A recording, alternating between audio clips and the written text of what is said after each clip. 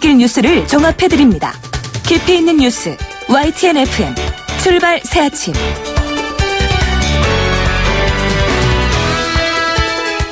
신율의 출발 새아침 3부 순서 시작합니다. 자, 올해 폭염이라고 얘기할 수 있는 33도로 웃도는 날이요. 서울을 기준으로 보면은 단 3일에 불과했다고 합니다. 그런데 올해 유난히 덥다라고 생각하시는 분들이 많죠. 그 이유가 뭐냐 하면 실제로 올해 습도가 82.2%요. 평균 습도가 82.2%로 최근 6년간 가장 높다고 합니다. 근데 습도가 8%가 높아지면 체감 온도는 1도 올라간다고 그러거든요. 그래서 이렇게 더운 것 같은데, 자, 오늘도 정말 습하기는 습할 것 같습니다. 그러니까 오늘 더울 것 같다는 얘기죠. 그럼에도 불구하고 하루 시원하게 보내시기 바라겠습니다. 신율의 출발 새아침 3부 순서, 먼저 광고부터 들으시죠. 항공권도 매진이야. 실시간 빠른 항공 호텔 예약 시스템 온라인 투어. 가격이 싸니 일정이 별로야. 알뜰하고 품격 있는 여행은 온라인 투어. 에어텔, 교통패스, 각종 입장권. 복잡해. 여행의 예약을 한 번에 온라인 투어. 기억하세요. 여행의 모든 해결 온라인 투어. 온라인투어.co.kr. 페이스 도루코 면도기, 도루코 페이스 면도기. 페이스 안전하고 부드러운 대한민국 면도기. 안전하고 부드러운 면도 그 이상을 경험하세요. The Shaving Innovator Dorco Pace. 사장님, 성악가 김동규 씨네 집 바닥재 좋던데 우리 집도 똑같은 걸로 해줘요. 요즘 떠오르는 바닥재 스타 강마루. 스타일 좋고 습기 열 긁힘에 강하니까 오래 사용하려면. 그래서 스타 강마루를 하는구나. 성악가 김동규입니다. 강마루 스타는 스타 강마루. 스타 강마루. 온도와 습도를 항상 일정하게 유지시켜주는 항온항습기 전문기업 AR.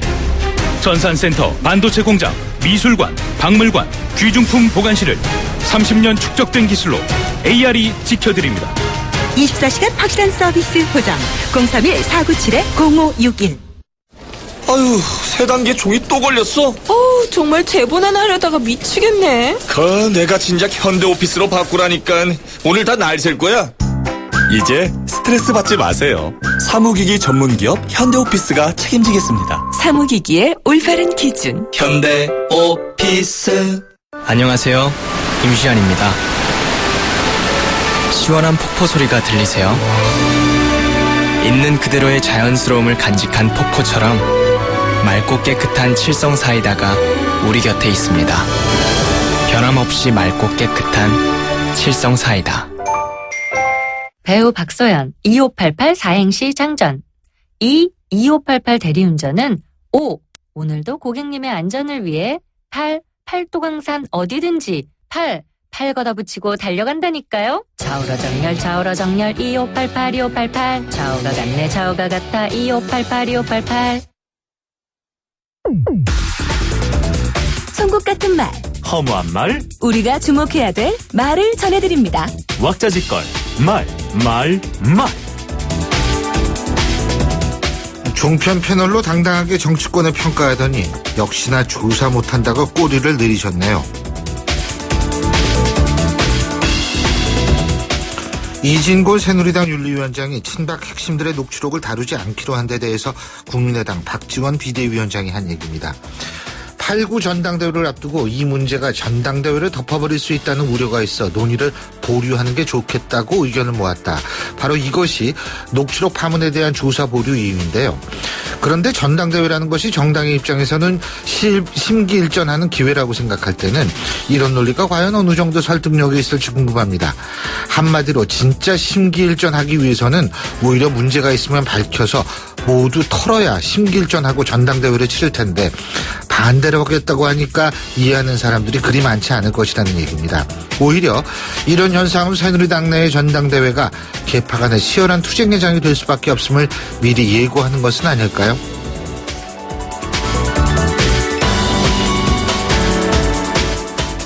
사퇴를 못하게 되면 못 나가는 것이 뭐예요?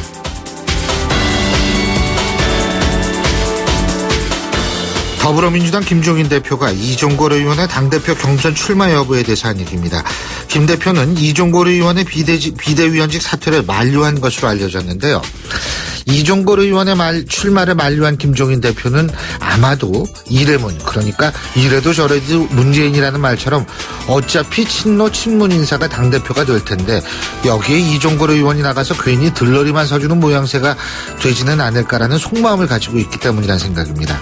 차라리 당내 상황을 좀 더 정난하게 보여주는 것이 오히려 당 체질 개선에 더 나을 것이라고 생각했기 때문이라는 건데요. 그럼에도 이종걸 의원은 출마를 강행할 것으로 보인다고 조간신문은 보도하고 있습니다. 자, 그렇다면 이종걸 의원은 왜 이런 결심을 했을까요?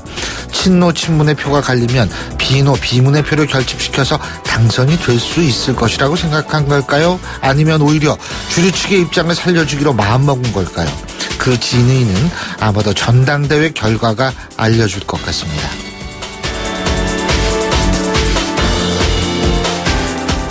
가습기 살균제에서 새 독성 물질이 발견됐다. 국회 가습기 살균제 국조특위위원인 정의당 이정미 의원이 밝힌 얘기입니다. 어쨌든 국회에서 이런 문제 제기가 이루어졌으니까 이제는 정부 당국이 이 부분에 대해서 철저히 조사할 차례입니다. 이 부분에 대한 조사는 앞으로 이런 비극을 초래하지 못하게 만들기 위해서 필수적인 조치인데요. 정부는 하루빨리 이런 부분에 대한 조사를 해서 그 조사 결과를 국민에게 밝혀야 할 겁니다. 지금까지 왁자지껄 말말말이었습니다.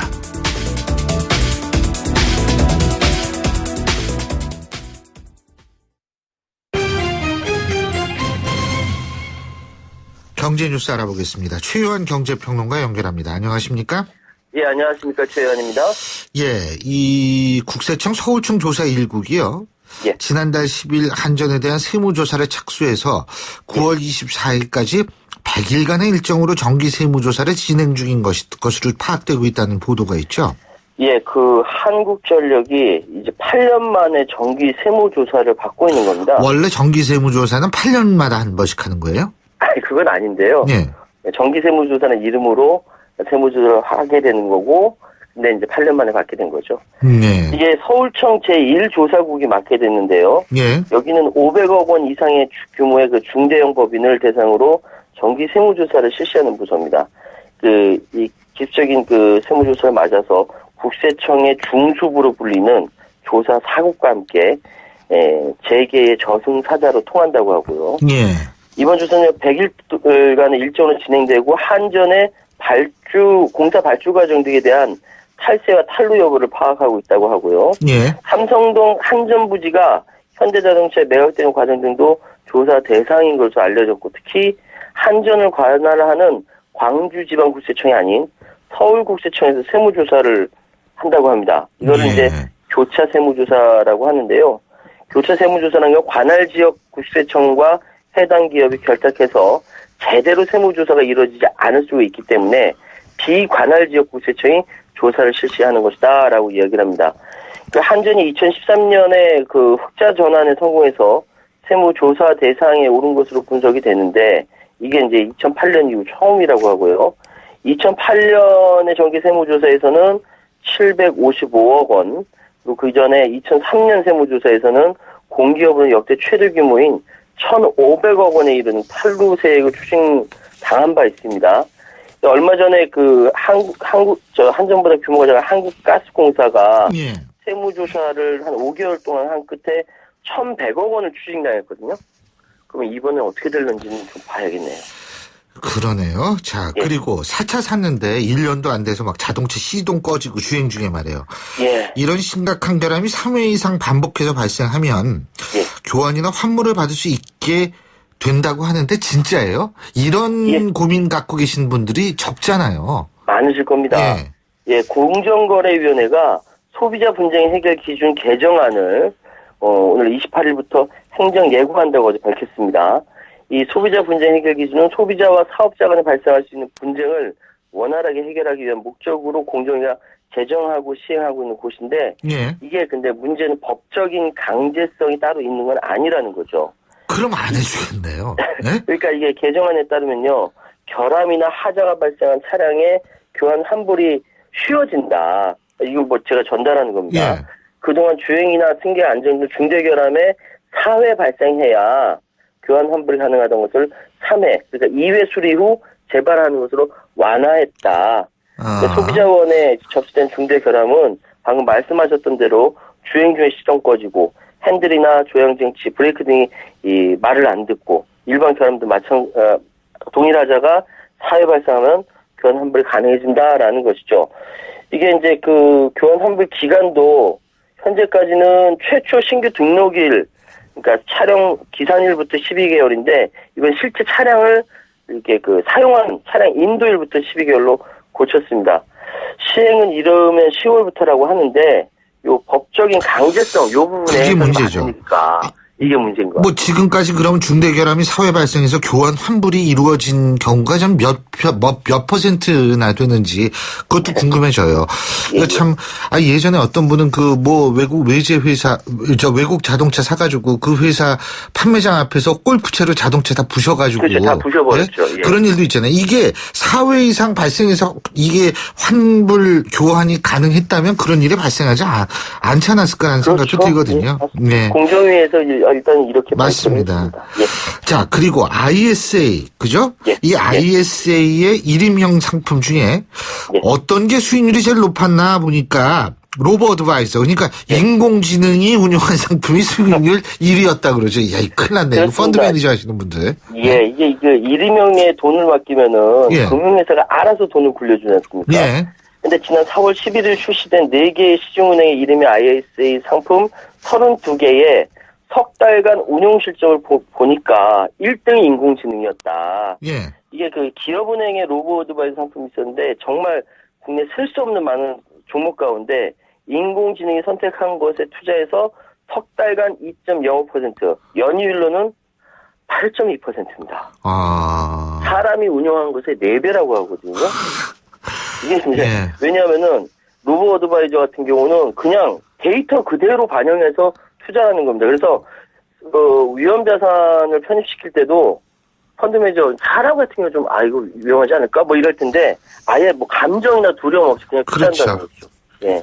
그래서 일단 기업은행이 제일 높았고 그다음 이제 우리은행이 두 번째인데 인공지능을 도입하지 않은 KB 국민은행은 원금을 겨우 지켰고요. 예. 신한은행은 도리어 마이너스 0.21%로 고객을 돈 까먹었다고 하네요. 그 미국에서는 지금 이게 로보 어드바이저의 운용 자산 규모가 연평균 53% 성장해서 510억 달러, 우리 돈으로 58조 원까지 성장했다고 합니다. 예. 이게 이제 29일 내일이죠. 150개 상품의 지난 석 달간 성적표가 ISA 다모아 사이트에 한눈에 확인할 수 있도록 이렇게 나온다고 하니까요. 관심 있으신 분들 한번 지켜보셔야 될 것 같습니다. 그 알파고 그 바둑 둘 때 없어지는 이 직종이 어떤 거냐 뭐 그 얘기 많이 돌았었는데 이게 점점 현실화되는 거 아닌가 해서 좀 우울해지는 측면도 있네요. 예. 아유, 저도 겁납니다. 예, 오늘 말씀 잘 들었습니다. 고맙습니다. 예, 감사합니다. 예, 지금까지 최요한 경제평론가였습니다.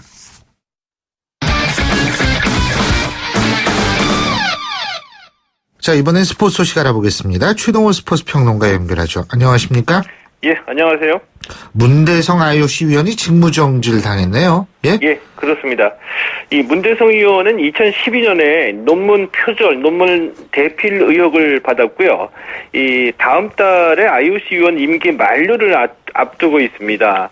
근데 갑작스럽게 이 직무정지가 얘기가 나와서 좀 의아스러운 감도 없지 않아 있는데요.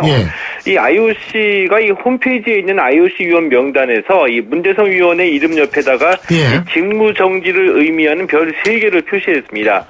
이 IOC가 지난 24일에 열렸던 이 긴급 집행위원회에서 이 문대성 위원의 논문 표절을 논의하고 직무정지를 결정한 것으로 이 확인이 됐습니다. 이 문대성 위원 이 2007년에 이 국민대에서 박사학위를 받았는데 2012년에 표절 의혹을 받아왔고요. 2014년 3월에 국민대가 표절 판정을 내리자 이 문대성 의원이 박사학위가 취소된 것에 대해서 소송을 제기했었습니다. 1심에서 패했고요. 항소심에서도 패했는데 이 IOC 위원 임기를 채우기 위해서 시간 끌기용으로 소송을 한다는 비난을 받기도 했습니다. 예. 근데 이 IOC 위원 명단에는 별이 많을수록 직무정지가 되는 모양이죠? 예. 별 3개 표시도 있고요. 별 2개 표시도 있는데 이 별 3개가 직무정지를 의미합니다. 아, 그렇군요. 아니, 영화는 별이 많을수록 좋은 영화인데. 예. 예. 그렇군요. 예. 자, 근데 어쨌든 2014년에 논문 표절이 국민대에서 결정이 난 거죠. 그죠? 예, 그렇죠. 그리고 IOC가 2년을 기다렸다. 이런 셈이 된 거죠. 예. 네? 그런데 임기 만료를 이렇게 앞두고 직무정지를 하는 거는 뭐 이게 무슨 의미예요? 그렇다면 여태까지 기다렸는데. 오히려 이 임기가 한 달밖에 남지 않았다는 것이 네. 이 IOC가 결정을 내린 결정적인 배경으로 이제 보이거든요. 예. 이게 뭐냐면은 이 최근에 이 올림픽 전문 매체인 어라운드 더 링스가 이 문대성 의원이 IOC 선수위원회 임기를 채우기 위해서 이 대법원 항소를 고려하고 있다 이렇게 보도했습니다. 그러니까 이 임기가 한 달밖에 남지 않았기 때문에 이 IOC가 이 대법원 판결까지 기다리지 않고 오히려 임기 만료 전에 이 논문 표절과 관련해서 이 조치를 취해야지 된다 이렇게 결정한 것으로 보이거든요. 예. 현재 이 우리나라의 문대성 위원 외에 이건희 삼성 회장이 IOC 위원인데요. 예. 이건희 회장은 이 투병 중에 있어서 뭐 실질적인 활동을 할 수가 없고 그 때문에 우리나라에서는 IOC 위원이 단 한 명도 없는 셈입니다. 이번에 리우 올림픽에서 IOC 선수위원 4명을 뽑는 선거가 있는데 유승민 삼성생명 코치가 입후보였거든요. 그래서 유승민 코치의 IOC 선수위원 당선에 관심이 좀 더 많이 모아지고 있습니다. 예, 유승민이라는 이름이 좋나 봐요. 그죠? 유승민 의원, 또 유승민 코치가 또. 예. 그렇군요. 자, 프로야구 소식 알아보죠. 어제 NC 테임스 선수의 그 홈런 소식 말씀을 드렸는데 이 테임스 선수가 홈런 1개 추가해서 3년 연속 30홈런을 기록을 했죠. 예, 그렇습니다. 예. 어제 이 삼성전에서도 이 테임즈 선수가 홈런을 터뜨렸습니다. 이 시즌 30홈런을 기록을 했고요. 2014년에 홈런 37개, 지난해에 홈런 47개에 이어서 올해도 현재까지 연속 30홈런을 기록하면서 3년 연속 30홈런을 기록했습니다. 예. 이 지금까지 프로야구에서 이 연속 30홈런은 이승엽 선수가 7년 연속, 그리고 과거에 두산 소속이었던 이 타이런 우즈가 이 4년 연속 기록했고요. 이 마혜영, 박병호 선수까지 포함해서 4명밖에 없거든요. 예. 이 테임즈 선수가 지금 추세라면은 시즌 50홈런 도전이 가능할 것으로 보이고요. 어제 경기에서는 NC가 삼성에 6대10으로 패했습니다. 예. 다른 경기에서는 이 한화가 SK를 8대0으로 이겼고요. 이 넥센이 두산을 9대4, LG가 롯데를 7대1, 기아가 KT를 8대3으로 따돌렸습니다. 자, 메이저리그 소식도 좀 알아보죠. 김현수 선수가 어제 복귀전 치렀는데 홈 개막전에선 야유를 받았는데 어제 복귀전에선 박수를 받았다고 그러네요. 홈팬들한테. 예, 그렇습니다. 아마도 이 김현수 선수 평생 잊지 못했을 것 같은데 올 시즌 메이저리그 홈 개막전에서 이 선수를 소개할 때 홈팬들로부터 야유를 받았습니다. 그리고 난 뒤에 묵묵히 자신의 실력을 인정받아 왔는데요. 이 오른쪽 허벅지 부상을 딛고서 16일 만인 어제 이 콜로라도전에서 복귀했거든요. 그런데 어제 타석에 들어설 때 홈팬들의 이 따뜻한 박수하고 환호성을 받았습니다. 이 어제 경기에서 김현수 선수 3타수 1안타 볼넷 1개를 기록했는데 시즌 타율 3할 2푼 9리고요. 오늘 콜로라도전에서도 이 2경기 연속 선발 출전했습니다. 예. 콜로라도와의 오늘 경기는 조금 전인 8시 5분에 시작됐습니다. 그렇군요. 자, 올림픽 선수단 얘기해봐야죠. 무사히 도착했죠? 리우데자네이루에? 예, 이 금메달 10개 이상 4회 연속 톱10을 목표로 하고 있는데요. 우리 리우 올림픽 선수단 본진이 리우에 무사히 도착했습니다. 예. 이 리우데자네이루 이 갈레안 국제공항에서 이 브라질 교민들의 환영을 받았는데 이 정몽규 단장 준비한 대로 열심히 잘해서 국민 성원에 보답하겠다 이렇게 리우 입성 일성을 밝혔습니다. 아니 근데 브라질에선 또 해군 소속 전투기가 자기들끼리 충돌했다며요? 예, 그렇습니다. 이 리우 올림픽을 앞두고 이 사건 사고가 끊이질 않아서 걱정이거든요. 근데 이 올림픽을 앞두고서 이 경비 훈련을 하던 브라질 해군 소속의 전투기 2대가 이 공중에서 충돌하는 사고가 발생했습니다. 대형 사고죠. 이 브라질 해군이 어제 이 리우데자네이루 인근 해상에서 훈련 중이던 AF-1 호크스 2대가 충돌해가지고 한 대가 바다에 추락했다고 밝혔습니다. 아. 이 나머지 한 대는 기체가 손상됐지만 무사히 기지로 귀환했고요. 예. 이 해상 추락한 전투기 조종사는 공중에서 탈출해서 무사하다고 발표했습니다. 뭐 자기들끼리 충돌하고 모기는 찌르고 예? 올림픽 선수촌은 비세고 물 세고 뭐 이게 난리도 아닌데 이게 어떻게 될지 모르겠네요. 예. 예, 오늘 말씀 잘 들었습니다. 고맙습니다. 예, 고맙습니다. 예, 지금까지 최동호 스포츠 평론가였고요. 신율의 출발 새 아침 3부 순서 여기서 줄입니다. 잠시 뒤 4부에서 뵙겠습니다. 안녕하세요. 배우 공연주입니다. 15살의 여러분은 어떤 꿈을 꾸는 아이였나요? 제가 케냐에서 만난 15살 소녀 도린의 꿈은 의사가 되는 것인데요. 학교에 가는 것을 무척 좋아하는 도린이 학교를 빠질 수밖에 없는 이유는 단지 여자로 태어났기 때문입니다. 우리와 너무 다른 그동안 말하지 못한 소녀들의 이야기 궁금하지 않으세요? 여러분의 관심으로 소녀들이 다시 꿈을 꿀 수 있습니다. 지금 월드비전 꽃들에게 희망을 캠페인을 검색하세요. 월드비전 꽃들에게 희망을. YTN 라디오 캠페인 더 가까이. 안녕하세요. 자연을 사랑하는 시인 나태주입니다. 제 고향 공주에 유구천이란 조그마한 냇가가 있습니다. 한때 각종 폐수로 오염되고 주변 풀꽃들도 숨쉬기 힘든 곳이었지요. 많은 사람들이 심각성을 느끼고 복원하려고 노력했습니다. 지금은 다시 물고기들이 돌아오고 있지요. 우리에게 주어진 자연을 너무 당연하게 생각하지 말고 조그마한 풀꽃이라도 늘 곁에 있는 냇가라도 소중하게 여기면 좋지 않을까요? 환경 사람은 더 가까이, 무관심은 저 멀리 아름다운 우리 자연을 소중히 여기며 살자고요. YTN 라디오 캠페인 더 가까이. 한국환경공단과 함께합니다. 골프 장갑도 G맥스, 생산 장갑도 G맥스, 헬스 장갑도 G맥스, 가죽 장갑도 G맥스, 장갑하면 G맥스. 대한민국 우리 장갑 G맥스. 30년 한길 범양 글러브가 만듭니다. 글러브 맥스. G맥스.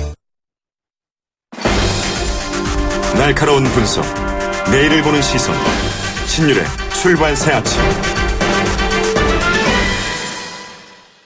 신율의 출발 새 아침 4부 순서 먼저 광고부터 들으시죠. 여러분, 자주 움직여야 합니다. 하루 종일 앉아있는데 어떻게 3초면 충분합니다.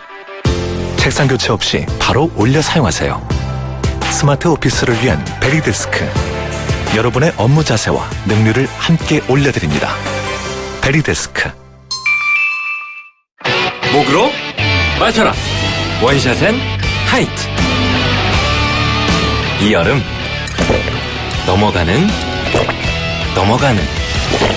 넘어가는 맛이 좋다. 목으로 맞춰라. 원샷엔 하이트. 넥스트레벨 이용해 보셨어요? 타이어 렌탈하면 마모돼도 파손돼도 2개 더 주고 위치 교환해주고 직접 와서 엔진오일 배터리까지 싹 점검해준대요. 렌탈 한 번에 그 많은 서비스를? 넥센이잖아요. 넥센 타이어가 만든 렌탈 서비스 넥스트레벨. 내게 렌탈 고객 대상 자세한 내용 홈페이지 참조. 남양주 다산 신도시 요즘 인기죠? 그런데 다산에 한강이 보이는 집이 있는 거 알고 계세요? 고층 한강 조망권 5베이 전세대 테라스 하우스. 강남 잠실과 통하는 다산 신도시 금강 펜테리움 리버 테라스 1차. 1899-5733 8월 오픈 금강주택. 기아자동차 2016년 미국 JD파워 신차품질 조사 1위. 한국 자동차 역사상 처음이래요. 그래서 하나, 50만원 유료비 지원 또는 1.5% 초저금리. 둘, 1개월 내 불만족 시 차종 교환까지. 혜택도 1등답게. K3, K5 스포티지 대상 7월 한 달 36개월 선수율 15% 홈페이지 참조. 기아자동차. 20층 파노라마 뷰의 랜드마크. 세계적 건축 디자이너의 혁신 설계. 5성급 호텔 얘기? 아닙니다. 개통 예정 KTX 동탄역을 곁에 둔 동탄 테크노밸리 초입. IT 중심의 지식산업센터. 금강 펜테리움 IT 타워입니다. 1600-0453 금강주택. 예, 8시 34분 02초 지나고 있는데요. 자, 지금 차 많이 막힐까요? 김정은 캐스터? 네, 출발 새 아침 교통정보입니다. 퇴근 시간 막바지가 돼가면서 교통량은 조금씩 줄어들고 있는데요. 그래도 계속해서 일부 구간 정체가 이어지고 있는데 강변북로 구리 쪽으로는 가양대교부터 동작대교까지 쭉 밀리고 있고 올림픽대로도 행주대교부터 가양대교, 여의교부터 한강대교, 다시 반포대교부터 성수대교까지 정체입니다. 반대편 공항 쪽으로 이동하는 길도 잠실대교부터 성수대교, 다시 동작대교부터 한강대교까지 시속 30km 안팎으로 이동을 하고 있고요. 강변북로 역시 청담대교 부근 그리고 동호대교부터 한강대교까지 일산 쪽으로 이동하는데 속도가 떨어집니다. 오늘 고속도로는 사고가 유난히 많았는데요. 현재는 대부분 처리 작업이 끝이 났습니다. 경부고속도로 서울 쪽으로 북천안 부근 3차로에서 사고가 있었는데 5분 전쯤에 처리 작업 모두 마무리는 됐지만 8km 구간에서 여파가 남아 있고요. 이후로도 기흥동탄에서 신갈 사이 양재 부근 일대로 차량 밀립니다. 부산 쪽으로도 잠원을 조금 지난 지점에 사고가 있었는데 처리 작업은 빠르게 끝이 났지만 한남에서 반포까지는 정체가 되고 있고 다시 죽전에서 신갈 사이도 속도가 떨어집니다. 또한 입장 부근에 있는 연곡 졸음쉼터 진출로에서는 고장차 처리 작업을 하고 있기 때문에 현재 이 졸음쉼터가 일시적으로 폐쇄가 되고 있다는 점 참고하시기 바랍니다. 출발 새 아침 교통정보였습니다. 신율의 출발 새 아침 오늘 순서 시작합니다. 오늘 아침 당신이 듣고 싶은 뉴스 94.5MHz YTN 뉴스 FM 신율의 출발 새 아침.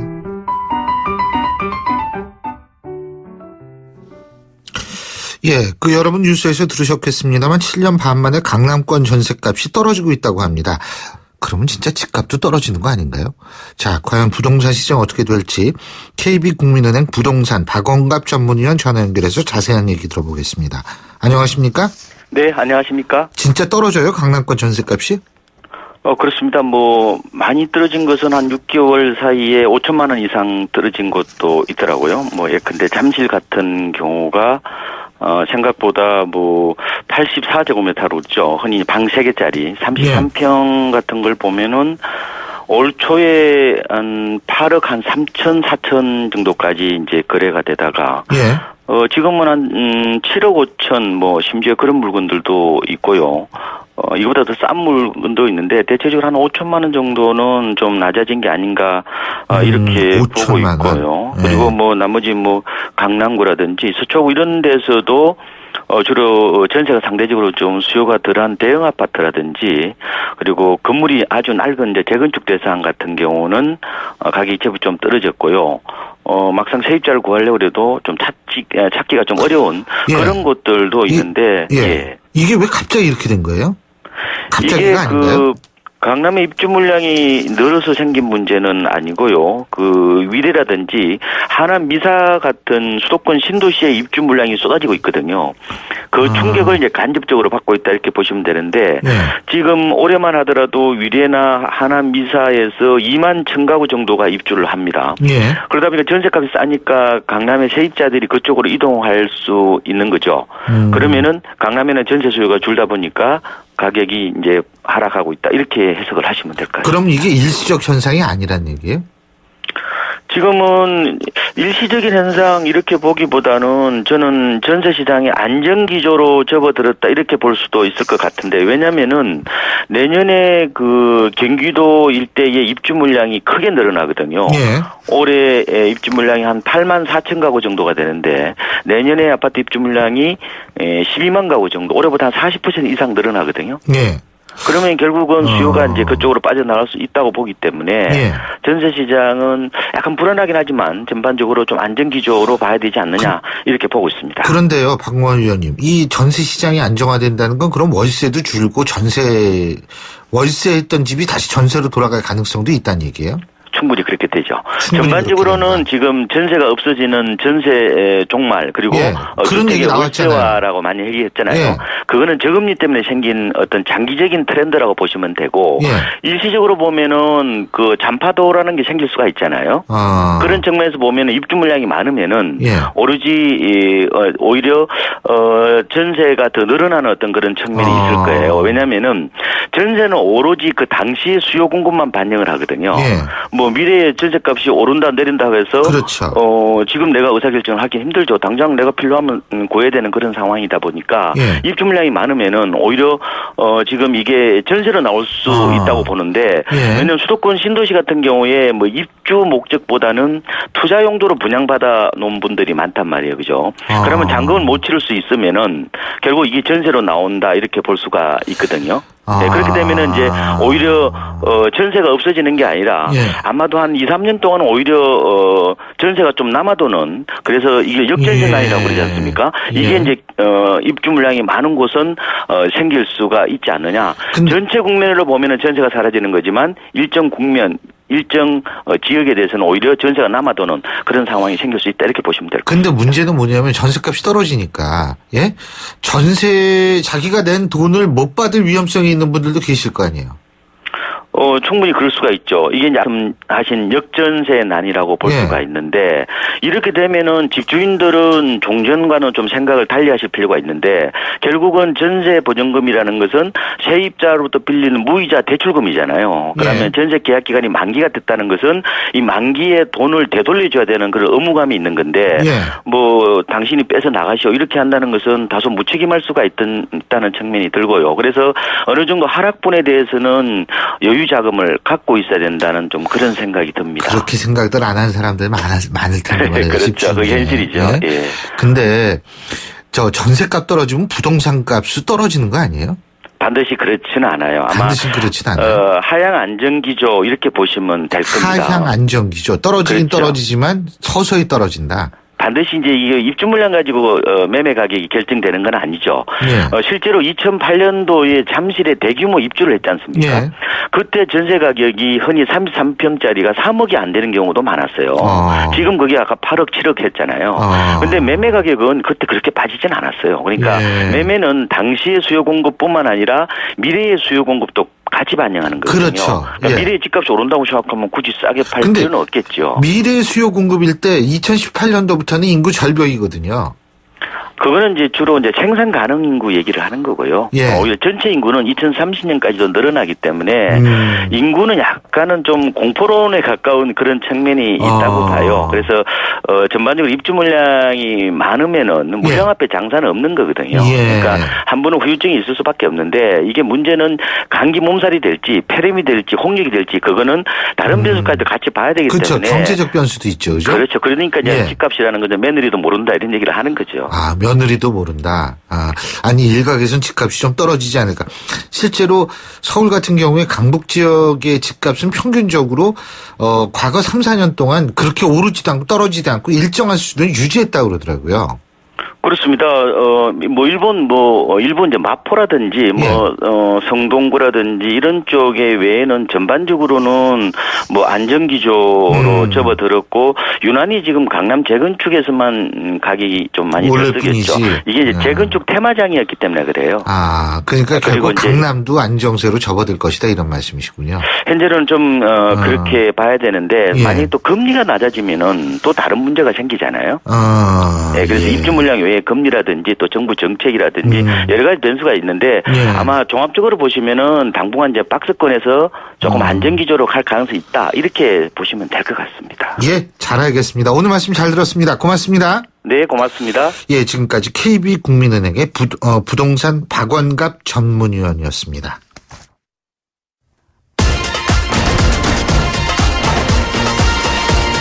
여러분이 지금 듣고 계신 주파수는 FM 94.5MHz입니다.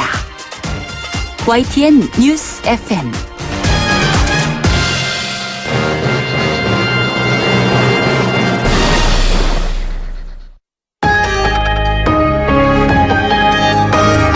위기의 한국 경제. 하지만 해법은 있습니다. 우리 경제에 또 다른 도약을 준비하는 코너. 출발 새 아침 경제 빅 이슈.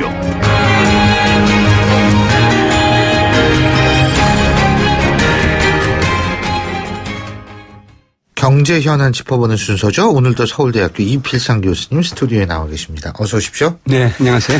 자, 이 참 청년 실업 문제 오늘 좀 얘기를 해봐야 될 것 같은데 이게요. 10% 50%를 넘었다. 사상 최고의 기록이다.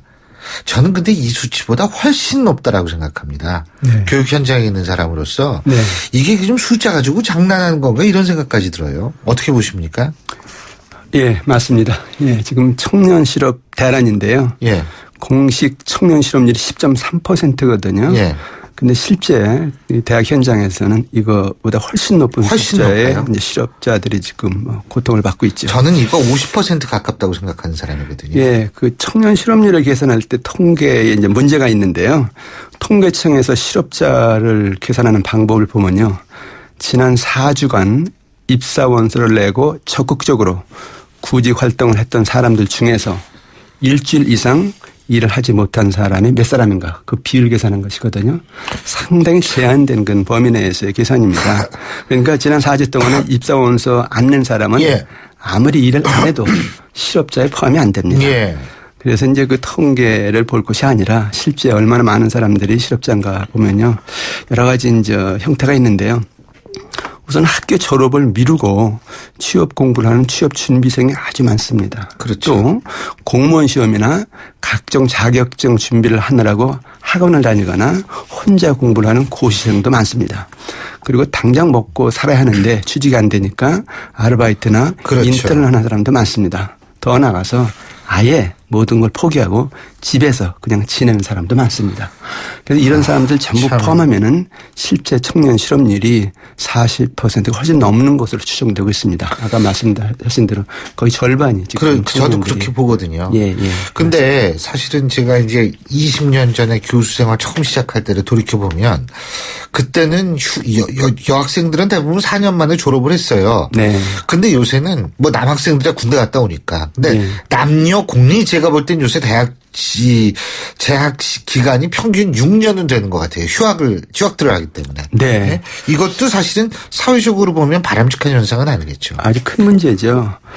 그 4년 만에 졸업을 하면은 취직이 잘 안 되니까 계속 휴학해서 취업 공부하는 겁니다. 15세에서 29세 사이 청년 중에서 대학 졸업자가 300만 명 정도 되거든요. 이 사람들 대상으로 조사를 해보니까 휴학을 경험한 사람들이 45%인데요. 작년에 비해서 5%포인트 올랐습니다. 굉장히 빠른 속도로 지금 휴학생이 늘고 있습니다. 근데 이제 중요한 것은 학생들이 이렇게 휴학을 하고 취업 준비를 해도 졸업 후에 그 첫 직장을 잡기까지 걸리는 시간이 1년 정도 걸린다는 것이거든요. 그러니까 휴학을 많이 하고 취업 준비를 많이 하고 졸업을 하고 취직을 해도 1년 졸업하에 1년이 지나야 취직을 한다는 건데 정말 취업의 길이 멀고 정말 험합니다. 근데 이런 현상은 대학 교육도 망가뜨리는 그런 현상을 낳고 있는데 제가 보기엔 대학 교육에서 가장 중요한 가치가 자유거든요. 학생들이 이게 취업에 덫에 걸려 있으니까 교육은 학문의 자유가 없습니다. 자유가 없으면은 창의가 없고요. 창의가 없으면 미래가 없습니다. 그러니까 우리나라 교육 현장이 결국 청년들의 미래를 없게 만드는 나라의 미래를 없게 만드는 그런 교육 현장으로 바뀌고 있다. 이런 면에서 보면 참 참담하다 이런 생각도 듭니다.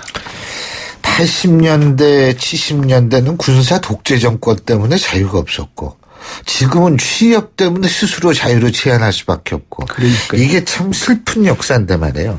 근데 이게 또 한 가지는 뭐냐면 이게 취업을 해도 이게 금방 뛰쳐나오는 젊은이들이 많은 모양이더라고요. 네. 이게 왜 그런 거예요? 그 청년들이 첫 직장에서 일하는 근속기간이 1년 6개월 정도인데요. 1년 반이면은 그만둔다는 겁니다.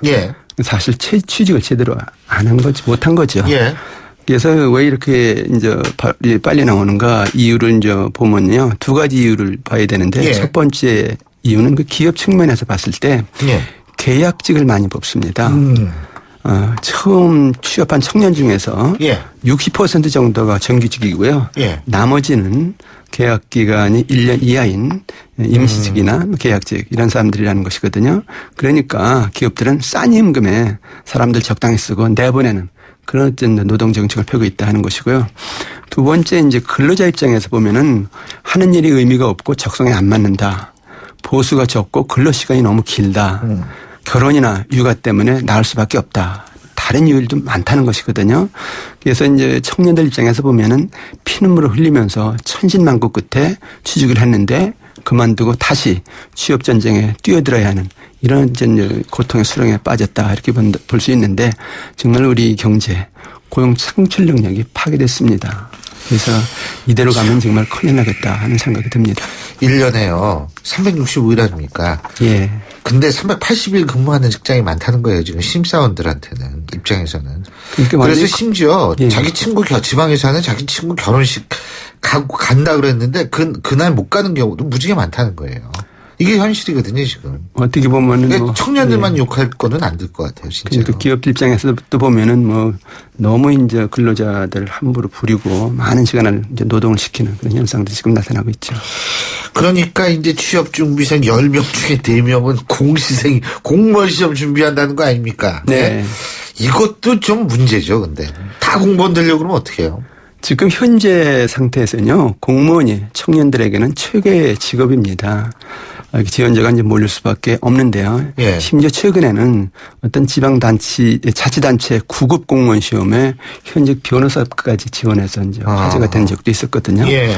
어쨌든 간에 취업을 준비하는 청년들 중에서 지금 40%가 공무원 시험 준비를 하고 있다. 이런 통계가 나오고 있는데요. 이유가 여러 가지가 있습니다. 우선 공무원에 이제 되면은 정년이 보장되고 그렇죠. 신분상 권력을 갖는다. 예. 두 번째, 연봉이 거의 대기업 수준이다 하는 얘기인데요. 공무원 평균 연봉이 5,900만 원 정도 됩니다. 그러니까 한 달에 거의 500만 원 정도의 월급을 받는다는 것이거든요. 상당히 월급 수준이 높은 것이죠. 그다음에 세 번째, 퇴직하면 연금을 받습니다. 그렇죠. 그리고 복지가 상당히 좋습니다. 그러니까 이제 청년들이 너도나도 공무원을 이제 지원할 수밖에 없는 건데 이 청년들이 공무원 지원을 많이 한다는 것은 나라 발전으로 본다면 역주행입니다. 무슨 얘기냐면요. 공무원은 국민을 위해서 공공 서비스를 하는 사람들인데 청년들이 너도나도 공무원만 되겠다고 한다면은 막상 나라에 몸살아갈 수 있는 일반 기업 그리고 민간 부분은 누가 발전시키느냐 이런 얘기죠. 그래서 결국 나라가 가분수가 된다는 건데 이건 민주주의나 시장경제 차원에서 결코 바람직한 일은 아니죠. 그러면 경제가 결국 근본적으로 어디에 문제가 있다고 보세요? 이런 전체 상황이 초래됐는데. 가장 큰 이유가 그동안 우리 경제가 너무 수출에만 의존했다는 것이거든요. 최근에 이제 중국 경제가 부상하고 세계 경제가 침체하니까 우리나라 수출 산업이 지금 경쟁력을 잃고 있습니다. 그러니까 실업자로 쏟아내고 있다 이렇게 볼 수가 있고요. 두 번째는 산업 구조가 대기업 중심이라는 것이거든요. 그러니까 대기업들은 이제 이익을 많이 벌기 위해서 시설을 자동화합니다. 그리고 공장을 해외에 많이 짓습니다. 그러니까 고용 창출 제대로 안 한다는 것이거든요. 그다음에 세 번째 이제 이유는 산업이라는 것이 계속해서 이제 변하는 것인데 그렇다면 미래지향적인 산업 발전을 추구해야 되는데 우리나라는 서비스 산업이라든가 지식 산업 등 고부가가치의 인력 중심의 미래 산업 발전에 너무 소홀했다는 겁니다. 상당히 낙후한 상태거든요. 이렇게 되니까 청년들이 아무리 열심히 공부를 해도 일할 곳이 없다는 것이거든요. 이게 산업 구조상의 문제다. 그래서 근본적인 문제가 있다고 봐야 되겠습니다. 학교 교육에는 뭐 문제 없나요? 제가 보기에는 우리나라 교육이 이제 크게 두 가지 특징이 있는데 첫 번째 특징은 능력 교육이 아니라 학력 교육이다. 무조건 인류대학 인격학과 가서 간판 따자 하는 어떤 그런 주의고요. 또 하나는 취업 교육이 아니라 실직 교육이다 이렇게 볼 수가 있는데 현실에 적응하는 그런 교육을 잘 안 시키고 허공했던 학문을 많이 가르친다. 그러니까 학력이 높을수록 취업이 안 되는 그런 현상이 생기고 있다 하는 얘기거든요. 원래 일자리는 남이 주는 것이 아니라 자기가 만드는 겁니다. 그러니까 교육만 잘 되면은 거기서 졸업한 사람들이 자기 능력이 있으니까 회사 들어가서 자기 일자리를 만든다는 거예요. 그리고 창업을 해서 다른 사람을 고용한다는 겁니다. 근데 교육이 이제 우리나라 교육은 그런 교육이 안 되고 있으니까 결국은 자꾸 일자리가 이제 줄어들고 청년 실업 고통이 커지고 있는 거죠. 예, 간단하게 그럼 이거 어떻게 풀어야 될까요? 네 가지 정도 간단히 말씀드리겠는데 첫 번째는 정부가 좀 비상조치를 취해야 될 것 같습니다. 정부가 국채를 발행해서라도 재정 지출을 늘려서 직접 일자리를 만들어라. 특히 미래산업 발전과 연구개발 투자 같은 데 일자리를 많이 정부가 늘려서 청년들을 대거 고용을 하는 것이고요. 두 번째는 각 대학의 직업훈련제도 같은 걸 아주 거국적으로 실시했으면 좋겠습니다. 그래서 실제 현장에서 필요한 이제 지식을 지금 가르쳐줘라 하는 것이고요.